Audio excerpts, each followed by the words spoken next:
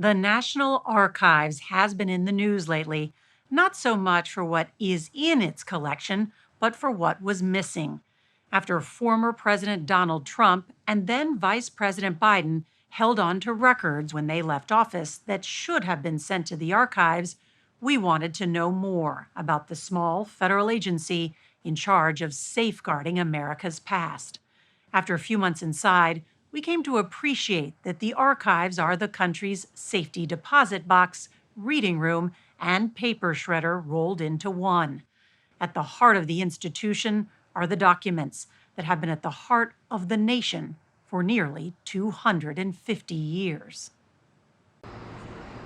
There's 39 steps here that lead up to the entrance, and that's 39 framers who signed the Constitution. Oh, wow. Look at this. Colleen Shogan, the archivist of the United States, is responsible for America's records. The main attractions are in a building in Washington that was inspired by ancient Rome and built to be a temple to history. Each year, more than 1 million people make the trip to see these national treasures in person. This building, the rotunda, was built as a shrine for many of these documents, but they didn't arrive until later. That's correct. The building was completed in 1937, but the Declaration and the Constitution did not arrive till 1952. They were in the possession of the Library of Congress, which refused to turn them over until President Truman got involved, and they were delivered from Capitol Hill by the U.S. military. They will be protected from disaster and from the ravages of time. The Declaration of Independence. Yes. Why is it so faded? It was exposed to considerable light in the elements. In the 19th century, the U.S. Patent Office put the Declaration on display near a window. That and other missteps did so much damage, nearly all you can make out today is John Hancock's John Hancock. To preserve them, these original documents that are a beacon for democracy are now intentionally kept in the dark. They are guarded around the clock in bulletproof cases designed to remain sealed for 100 years. All federal employees are required to take an oath to defend the Constitution. But for Colleen Shogan, it's literally her job, and the founding documents are just the start. We have approximately 13.5 billion paper records here at the National Archives. How many feet of film? Oh, the film it would go around the globe 3.5 times. How many photographs? We have millions and millions of photographs as well. And how many artifacts? Over 700,000 artifacts. Most of that massive collection is kept outside of Washington, stored at dozens of facilities all across the country that span millions of cubic feet, including 4 underground cave complexes in the Midwest. For our civilian records center in Valmeyer, Illinois, our archivists actually use bikes because it's about a mile from one end of the facility to the other. Then there's the stuff they don't even keep. Only about 3% of government paperwork is deemed important enough to preserve for posterity. Documents can sit for years before being retained or, more likely, destroyed.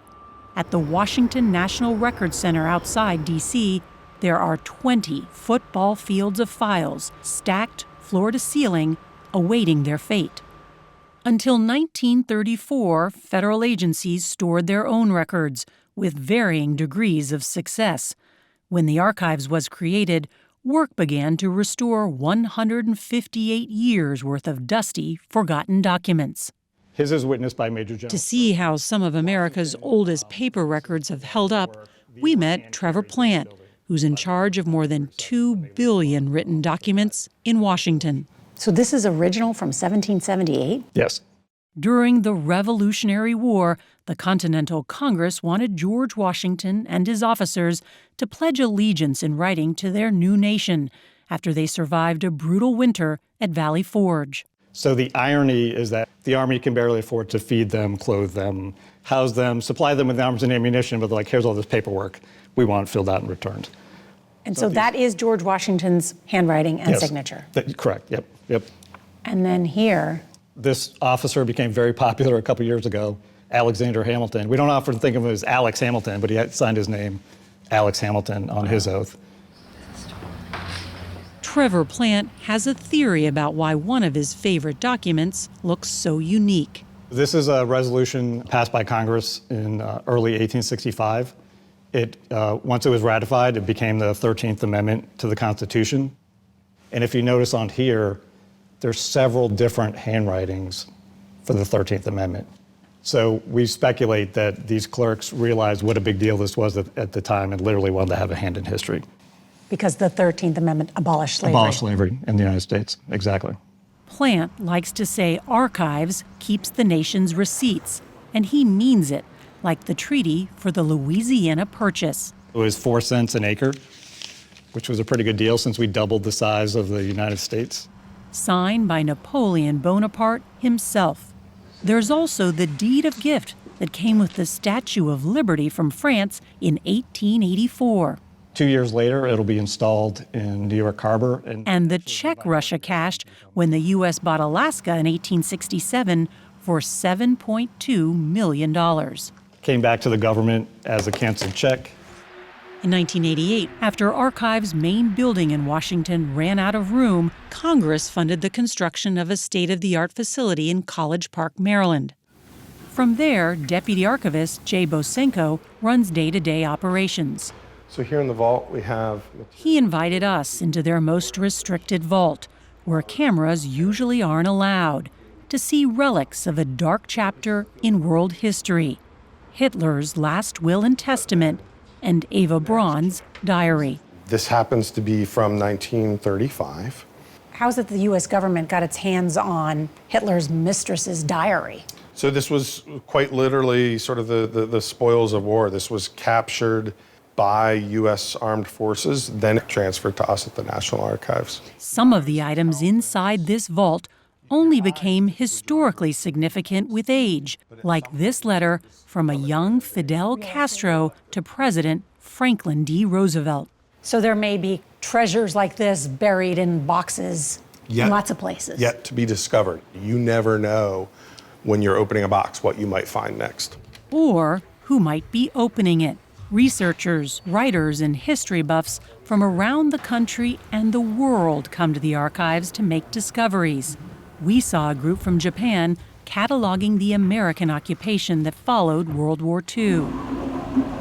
And a U.S. Army unit on a special mission, combing through 1 million old Army files looking for Black and Native American soldiers who were once overlooked but might now be awarded the Medal of Honor. The records that we hold need to be made available. We need to bring the stories that are captured in those records alive. There's a record here at College Park that I want to show you and our viewers. This is the resignation letter of Richard Nixon, August 9th, 1974. This is an incredibly important document. I had no prior knowledge of the Watergate break-in. Before the Watergate scandal, records belonged to the presidents who created them. But after President Nixon sought to destroy audio tapes with evidence of potential crimes, Congress took action. When an individual controls the records, they control the story. They control what the American people can know or not know about their presidency. When did individual presidents stop owning the records that they created? Not until 1978, when the Presidential Records Act was signed. And so starting with President Reagan, now the records of a presidency belong to the American people and not to the president. In 2021, former President Trump tested that law when he took dozens of boxes, including almost 340 documents bearing classification markings, to his home in Florida. Mr. Trump was eventually charged with 40 felonies, including for allegedly refusing to turn over some of the papers. The case was dismissed, but the Justice Department is appealing. President Joe Biden was also investigated over more than 80 documents with classification markings that he had from when he was vice president and a senator. Mr. Biden cooperated with the investigation and was not charged. Jay Bosenko told us the archives is simply the custodian of the documents all presidents are required to turn over. Enforcing the law is up to the Justice Department. What is potentially lost when presidential records are not transferred to the National Archives? That strikes at the very heart of the historical record, the completeness of it, the ability to understand decisions. And so it's important for historians and ultimately the American people to understand all of the pieces that came in and made up that decision making. Those pieces of history start to become available to reporters and scholars 5 years after a presidency ends at the 15 presidential libraries in the archives system. When that 5-year window hits, almost immediately we have a backlog of thousands of FOIA requests that we can't possibly respond to within the 10 days under the Freedom of Information Act. Please be seated. When Colleen Shogan became archivist last year, she inherited a flat budget and a mountain of Freedom of Information Act requests. At the George W. Bush Presidential Library, for example, a FOIA request might come back with a 12-year wait. That's because of the extreme interest in those records. And I think the way that we are going to make headway on this in the near future is going to be through technology. The archives' goal to scan and digitize all 13.5 billion paper records in its collection seems ambitious. Only 2% of their holdings are currently available online. We obtained a recent memo drafted by senior leaders at the agency who are concerned limited resources have put it at serious risk of mission failure. And is it even possible to bring the archives into the 21st century before the start of the 22nd century without some significant increase of resources? I think we can do it. We will do it. We're going to have to reprioritize, or we're going to have to look at our budget. But we will rely upon our institutions, upon Congress, and of course upon the executive branch to support us along the way. While the archives' path to digital transformation will be a work in progress for decades, a big change is coming soon to the Rotunda. In 2026, the Emancipation Proclamation and the 19th Amendment, extending the right of suffrage to women, will be put on permanent display. They are the first major additions to the Rotunda in 72 years. It was the archivist's decision. She says it's not just to honor the nation's past, but a reminder that America's next chapter is not yet written.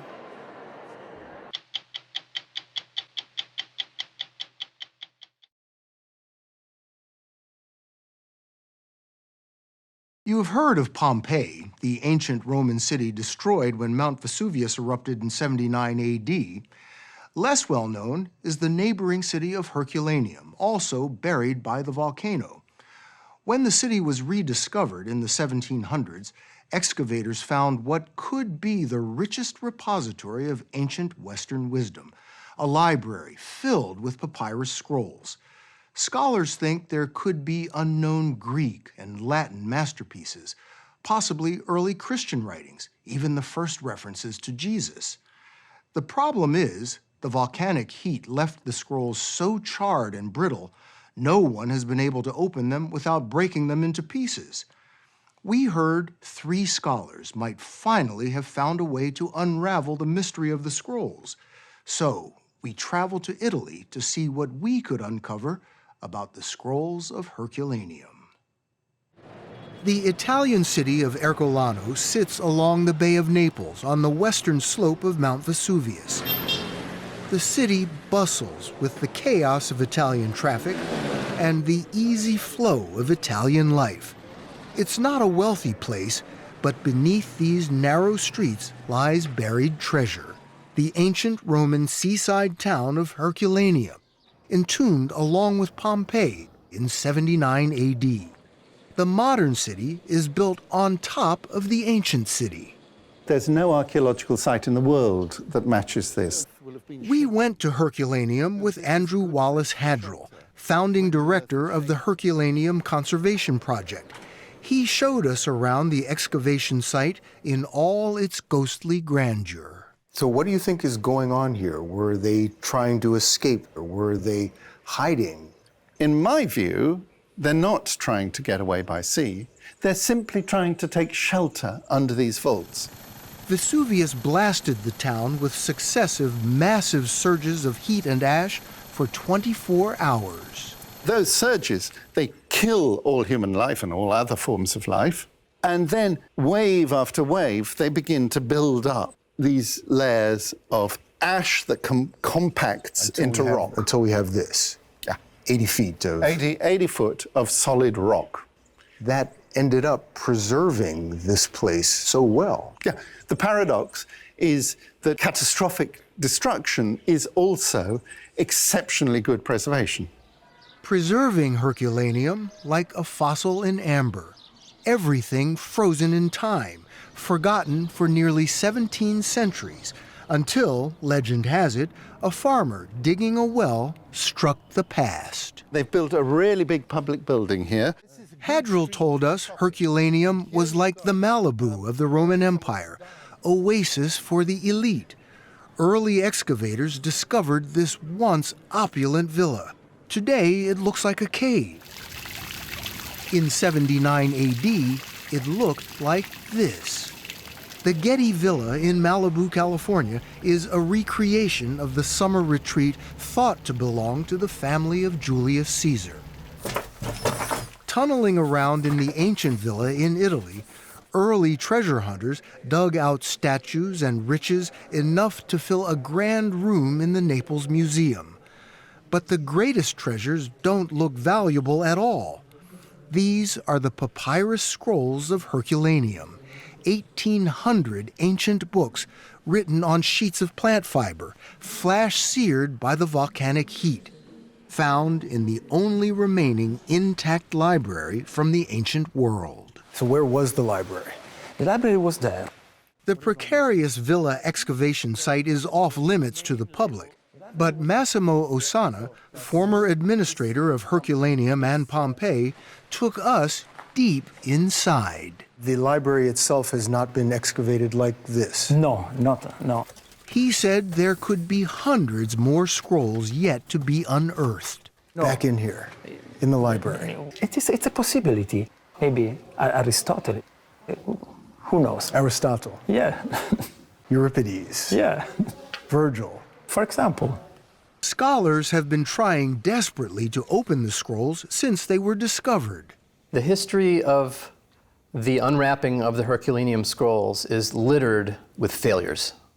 Everyone who had tried to open the scrolls had left behind a hideous trail of fragmentary result. Brent Seals, a brash computer scientist from the New World, the University of Kentucky to be precise, had what he thought was a brilliant idea to solve the 2,000-year-old mystery: use modern medical imaging technology. People were going to the doctor every day, and they were doing a CT scan or an MRI, and they were seeing inside their body completely non-invasively. If you can do that to a human in the doctor's office, why couldn't we see inside a scroll? That was the thinking. Didn't think it was that far-fetched. No. In the arcane world where academics spend their entire careers poring over fragments of ancient texts, Brent Seals is a superstar. He made his name digitally restoring damaged medieval manuscripts with software he had designed. A colleague told him about the Scrolls of Herculaneum, most housed at the Library of Naples, a few others in France and England. He considered them the ultimate challenge. The people are gone, the cultures are gone, the places are gone, and yet, like a time capsule, you have this item that tells a story. All locked away in that thing that looks like a little lump of charcoal. They're all locked away. He knew imaging technology could only reveal a jumble of letters like this. To actually read the scrolls, he'd have to unroll them, much like this medieval French scroll at the Morgan Library in Manhattan. But he'd have to do this virtually. After years of trial and error, he and his students thought they'd cracked the code with algorithms and software. He was cocky enough to announce at Oxford to an international conference of scholars who study ancient papyrus that he could do what no one else had done. I swung for the fence. I gave him a talk where I said, I think we can read everything inside the Herculaneum scrolls without opening them. Did you think the papyrologists would come running to you with their scrolls and say, here, take a look at these? I smile now because that is exactly what I thought. Didn't happen. No. So how hard is it to get your hands on these scrolls? I would say somewhere in the vicinity of near impossible. That's because they're so rare and so fragile, curators are reluctant to let anyone handle them, including a superstar like Brent Seales. They wouldn't relent even after he published a paper theorizing a better way to peer inside the scrolls, with this, a synchrotron, a super powerful X-ray generated by electrons racing around this ring at almost the speed of light. There are only about 50 in the world. This one is in Britain. The X-ray is this green beam, 100 billion times stronger than any hospital X-ray. Maybe it's coincidence, but shortly after Seales published his pioneering paper, just to give you an idea, 2 Italian scholars stepped forward and claimed they had had the same idea to use a synchrotron. Vito Micella, a physicist from Naples, says he first learned about the scrolls as a child. I cannot remember exactly the age, but 9, 10. And Graziano Ranocchia, a papyrologist. He studies ancient Roman papyrus. He pores over bits of Herculaneum scrolls at the Naples Library. Most are fragments of Greek philosophy. I'm coming here and working on this papyri every day. Call it academic competition, call it ego, but American Brent Seales, Ranocchia, the papyrologist, and Italian physicist Micella became fierce competitors, all fighting to make history as the first to reveal the contents of the scrolls. A gladiatorial wrestling match in the hallowed halls of the Ivory Tower. Ranocchia accuses Micella of sabotaging his research. Seales is convinced the Italians poached his idea to use the synchrotron. The mystery of the scrolls is playing out like some tragic Italian opera. You know, they say, Bill, that the reason academics argue is because the stakes are so low, right? The stakes actually are really high. If you think about the possibility of revealing these manuscripts to the world from 2,000 years ago that no one's ever read. And okay, so now we're going to argue with each other? Really? I mean, maybe we could do that later, after we've read them. But the 2 Italian rivals used their European connections and convinced curators to let each of them, and only them, have limited access to a few scrolls to scan with the synchrotron. They leapfrogged over American Brent Seales and raced to this one in Grenoble, France. Micella got there first. It was hard for us to make out, but he said his scan revealed letters. These are letters. Sì. Queste sono lettere. Yes, he said, these are letters. Micella won international praise and headlines as the first person to see inside one of the ancient scrolls of Herculaneum. When papyrologist Ranocchia scanned his scrolls, he said he did Micella one better. Has anyone else found anything as clear as this? Nothing like this. He said he saw phrases. Pace theia, namely they would be persuaded. This is a... Would be persuaded. Yeah, That's right. Brent Seales is not persuaded. You don't believe that? Hey, I engage in wishful thinking all the time. But at the end of the day, I'm a scientist, and wishful thinking is not what science is based on. I was unable to replicate their results, and so far I've not heard from anyone who's been able to replicate them. But with their findings published in scientific journals, the Italian scholars savored their achievements. Micella considers Brent Seales' criticism sour grapes.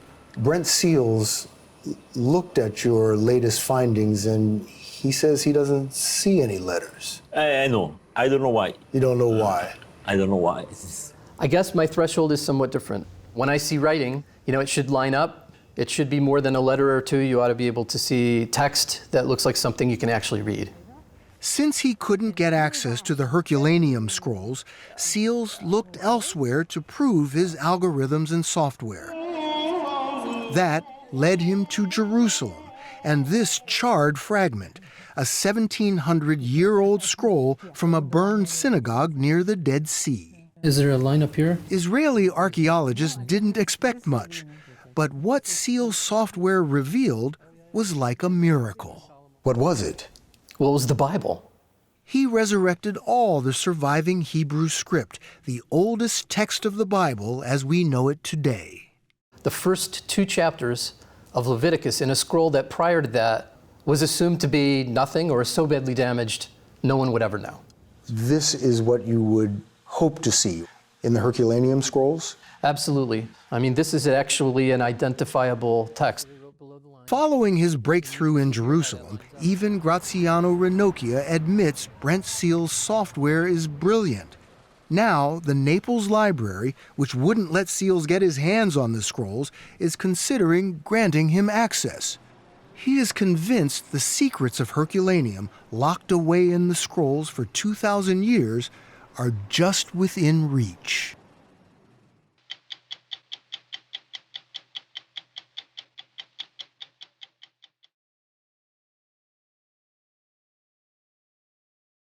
In 1492, Christopher Columbus, of course, sailed the ocean blue.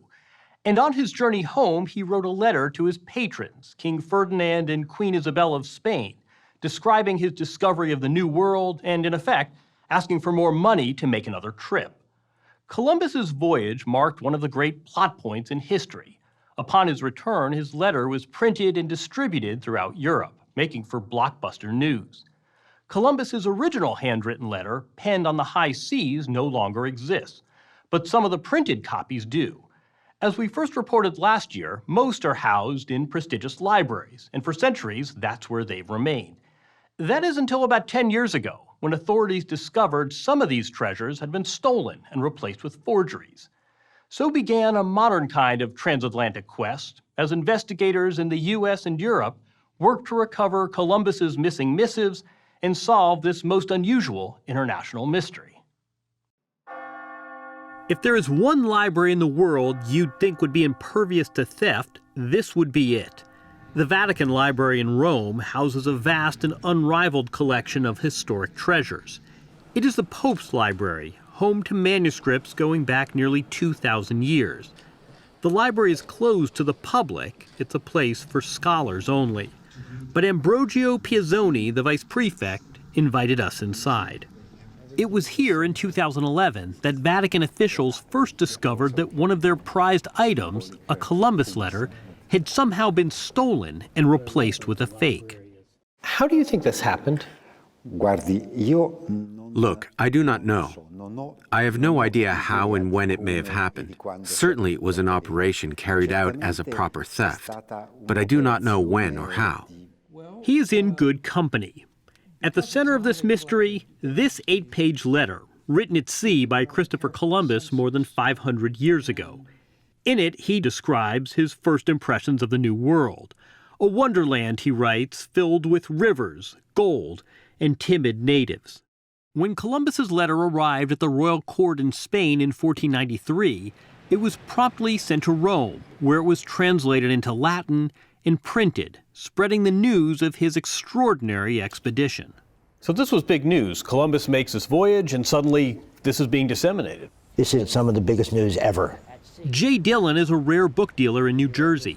He ranks the Columbus letter as one of the most important documents ever printed. This was one of the first bestsellers. It's probably the first contemporary account of anything to be published across Europe.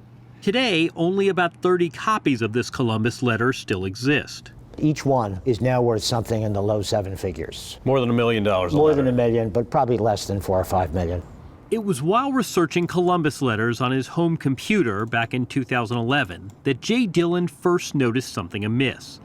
The National Library of Catalonia in Barcelona had posted photos of their Columbus letter online. What struck Dillon as odd, it looked exactly like a Columbus letter that he had seen for sale a year earlier, right down to the same smudge marks in the margins. You're telling yourself what at this point? I'm telling myself that one of them has to be a forgery. Why is that? Because you can't have two books with the same random brown spots in the margins. It's just impossible.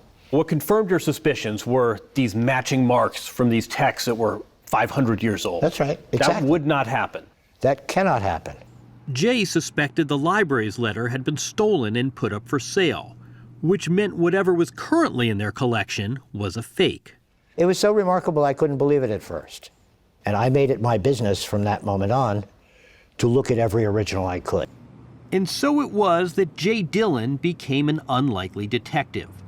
Following his instincts, he visited libraries in Rome and Florence and took a look at their Columbus letters. To my utter astonishment, a Columbus letter in the Vatican Library was a forgery. And then I went to the Biblioteca Ricardiana in Florence, and damned if the same thing doesn't happen again. Their Columbus letters are fake, too. Afraid that notifying the libraries might alert the culprit, he decided instead to take his information to the Department of Justice.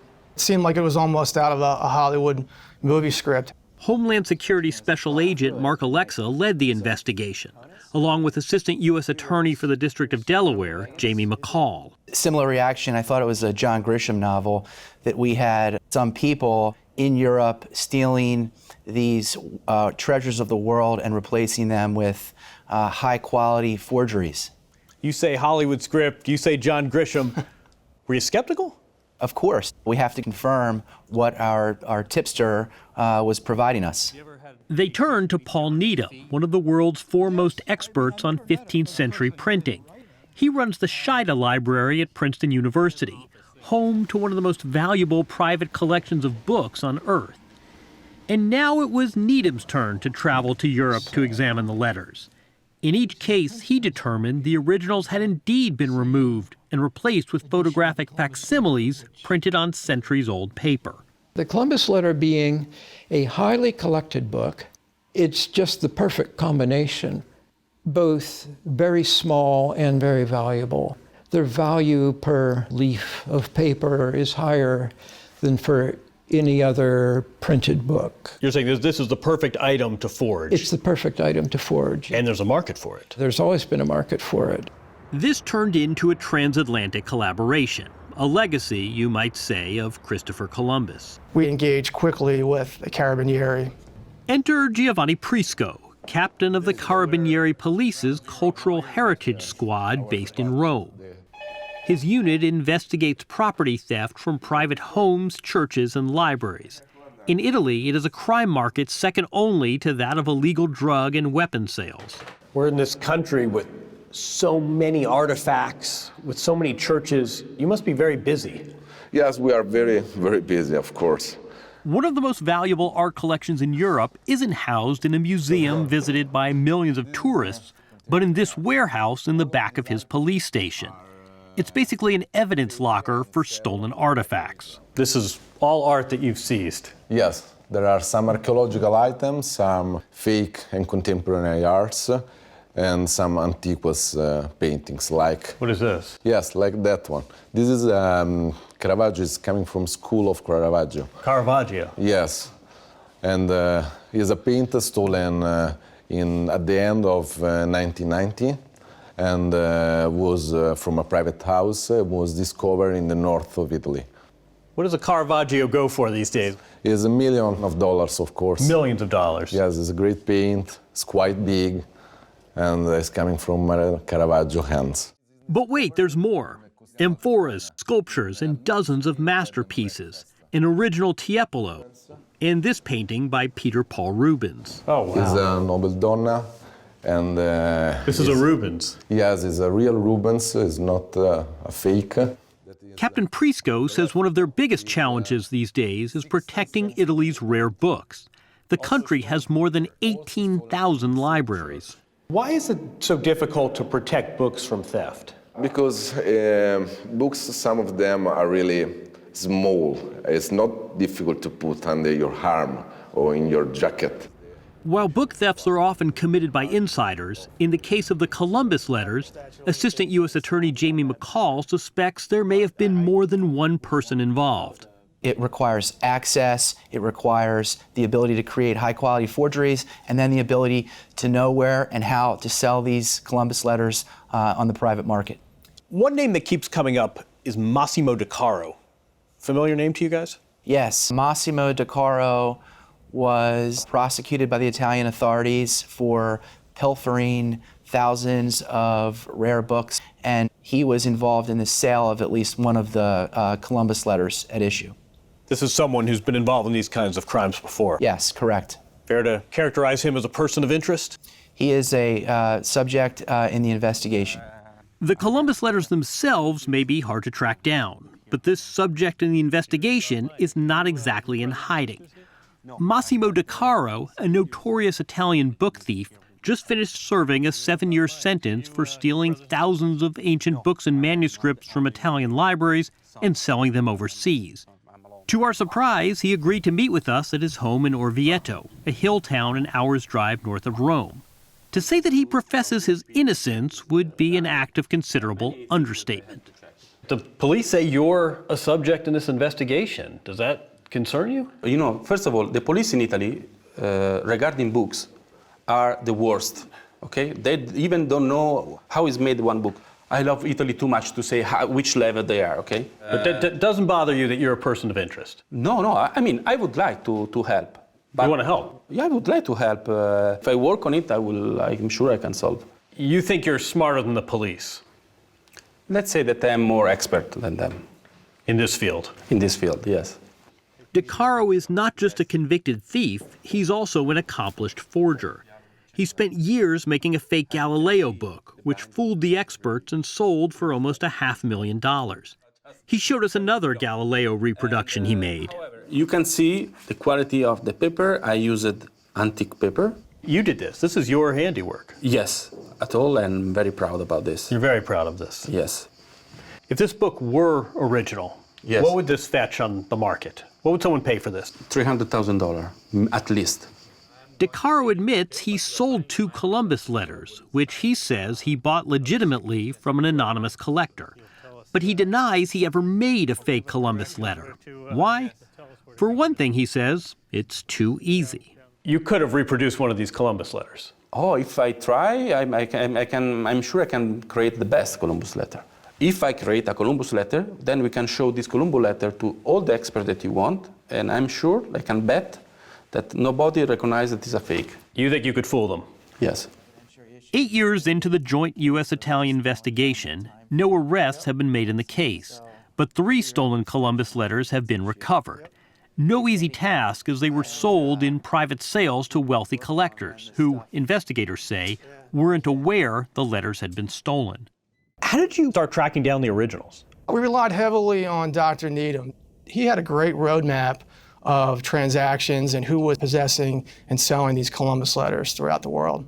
They were found in the most surprising places. The letters stolen from the Ricardiana Library in Florence turned up in, get this, the U.S. Library of Congress, alongside national treasures like the Declaration of Independence and the Constitution.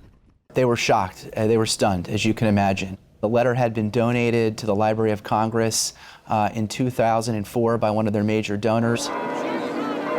As for the Vatican's stolen Columbus letter, it was traced to a wealthy Atlanta collector who had bought it in 2004 for almost $1 million.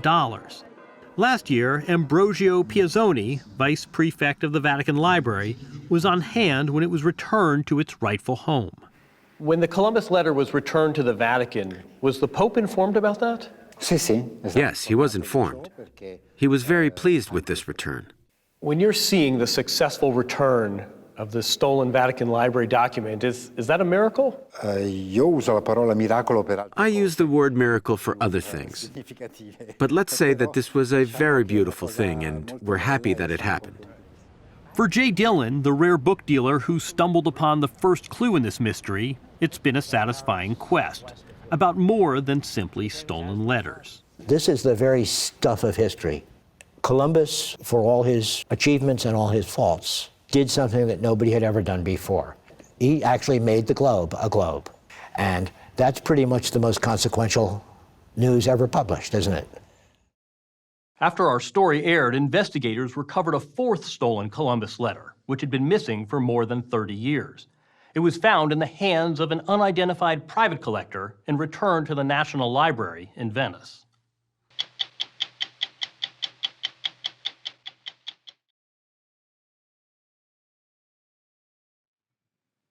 We're about to visit a place few people have seen firsthand, the Vatican Library, a vast collection of historic treasures beyond compare.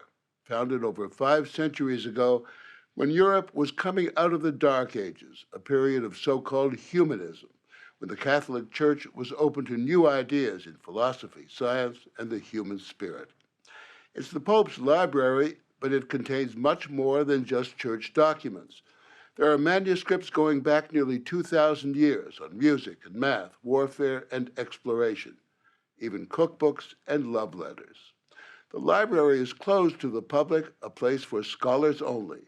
But the Vatican agreed to let us in to see some of the priceless artifacts of our collective past.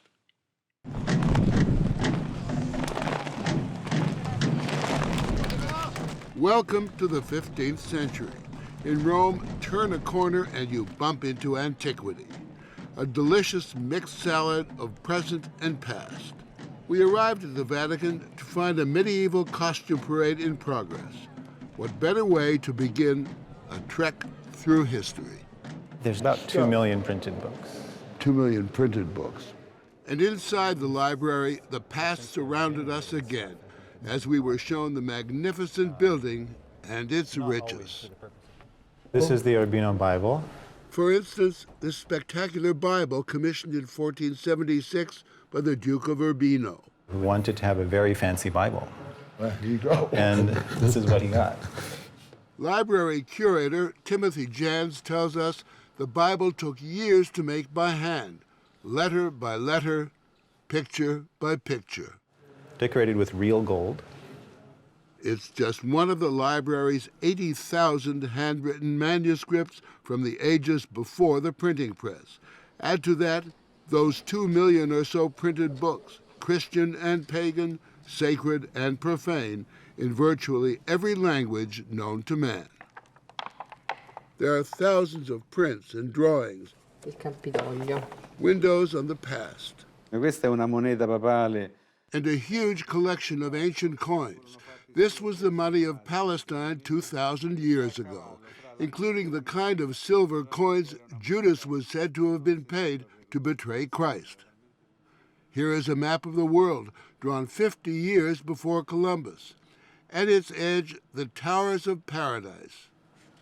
And an immediate bestseller, Columbus's description of his voyage to the New World, published in 1493. In a certain way, the library is kind of the attic of Western civilization. It's so true, and it's like many attics. You know, you put things up all the time, you keep on pushing over boxes to make space for more things. Father Michael Collins is an Irish priest who's written extensively about the Vatican, where the library's shelves, if you put them end to end, would stretch for 31 miles. Is there any single person who really knows what the library holds? Nobody knows exactly what's there, because it would be impossible for the human brain to understand, to remember the titles, who wrote it, when they were written. It is quite a treasure of the humanity that you have here. Monsignor Cesare Passini presides over the library. Its great hall, essentially unchanged over the centuries, is a picture gallery of antiquity. Saints, philosophers, and depictions of the great libraries of the pre-Christian world. Babylon, Athens, Alexandria, a shrine to learning and to books. There's one person who can actually take a book out of the library, correct? Yes, the Pope can have every book in the library.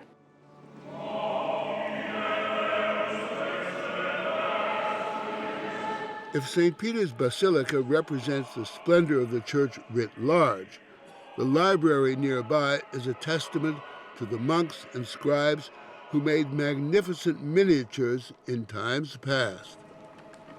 Here, some devotional music commissioned by Pope Leo X, and the text of the Christmas Mass used at the altar by Alexander VI, both manuscripts 5 centuries old, written on parchment, treated animal skin. You will often see the skin of sheep being used, sometimes goats. Christopher Celenza, director of the American Academy in Rome, is a scholar who's often used the library. He says that writing on parchment was not only tedious, but expensive. If a monastery wanted to produce a Bible that perhaps had 400 pages, it might cost you 400 sheep. It's an investment. Beyond the academic work, did you ever just come here to hang out and flip through stuff and see what you might discover? I think all of us have come here at one time or another with the hope of discovering something, having a general direction in which we're going, but not quite knowing where it will wind up. You might find, as curator Adalbert Roth showed us, drawings of a German jousting tournament in 1481, or an old cookbook telling us that Roman foodies in the 4th century dined on chicken, veal, seafood, pancakes in milk, and whipped pear cake. How to hack away at your enemy's wall. Or from an 11th century treatise on the art of war, a Byzantine soldier brandishing a flamethrower, something the Greeks invented 1,500 years earlier. Or Henry VIII's love letters to Anne Boleyn. The letters are certainly among the most bizarre and unusual letters you'd expect to find in the Pope's archives. There are 17 of them, handwritten by the King of England to the woman he would make the second of his 6 wives, and later have beheaded. There's the little heart. Henry signs his name with a heart, like a smitten schoolboy. He tells of his fervence of love, his great loneliness without her, wishing myself, he says, in my sweetheart's arms, whose pretty duckies I trust shortly to kiss. Duckies being a term in Henry's day for, well, use your imagination. What is that doing in the Vatican Library? We don't know how they ended up here in the Vatican. It may be that some spy, maybe one of my priestly predecessors, may have stolen these letters and brought them to Rome to present in the case if a trial was made for Henry's request for divorce. But the church refused to let Henry divorce Catherine of Aragon so he could marry Anne. He married her anyway, broke with Rome, and took control of the Church of England. The country was largely converted to the Protestant faith. This is one of the moments in the 16th century that leads to the fracturing of Christianity and to much of the bloodshed and the wars that especially the later 16th century was known for. As man explored the planet, a scientific revolution was also underway. By the mid-17th century, navigators had mapped much of the world in remarkable detail. Rio de Janeiro, Cusco, Mexico City. Galileo turned his eyes and his telescope on the heavens. Here, from 1612, are his drawings of sunspots. For his insistence that the sun is the center of the universe and the earth moves round it, the church branded him a heretic. The Pope at the time, Pope Urban VIII, who was a very good friend of Galileo, said to him, look, I agree with you, you're right, but I can't approve of this because I'm the Pope, and if I go against this, it looks as if I'm going against the Bible, and I'm going to shake to the foundation the belief of the world and the world's Christians, not just Catholics. Just 380 years later, in 1992, Pope John Paul II apologized for the Galileo affair. His successor, Benedict XVI, has sought middle ground in the centuries-old skirmishes between the church and science. In a recent sermon, he said, even the Big Bang theory of the creation of the universe is not in conflict with faith because God's mind was behind it. This is the tricky part. And backstage at the Pope's library, science is brought to bear on crumbling books, as restoration workers deal with water damage, mold, and the ravages of time. It seems endless, this work. Yes, obviously. Angela Gaitan and the others go inch by inch, patching and strengthening ancient pages, scratching off paste put on by well-meaning restorers centuries ago, paste that's turning acid, eating away at the page. Mario Tiburzi seldom reads what he's repairing. It's too distracting, especially if the writer happens to be Michelangelo. When I work on the Michelangelo papers, it was the same that to work on Mickey Mouse paper. Mickey Mouse, huh? A difficult job may take months or even years, but consider the result. 1,000 years after us, I hope that they can read the same thing that we are reading now. The library's most valued documents go back almost 2,000 years, nearly to the time of St. Peter, the first pope whose tomb lies beneath the basilica that bears his name. Petru Episcopou. His letters to the faithful make up 2 books of the New Testament. And here is a copy, written in Greek on papyrus by one of Peter's disciples around the year 200, a mere century or so after his death. In the beginning, it was the Word, and the Word was God. And from the same period, the Gospel of Luke and part of the Gospel of John, also written on papyrus, venerated by early Christians in Egypt, preserved for centuries in a desert monastery. The bread for today give us. They contain the oldest known copy of the Lord's Prayer, so fragile we were only allowed to see replicas. That great treasure of papyrus, I think, is the most important treasure of Christianity. With our tour nearly over, it seemed as if the library's collection had come to life in the streets of the Eternal City. The centurions and crusaders, the centuries of faith and folly, time present and time past. Leaving the library, we thought, there's something almost magical to be immersed in this place, to breathe the air and touch the hand of history.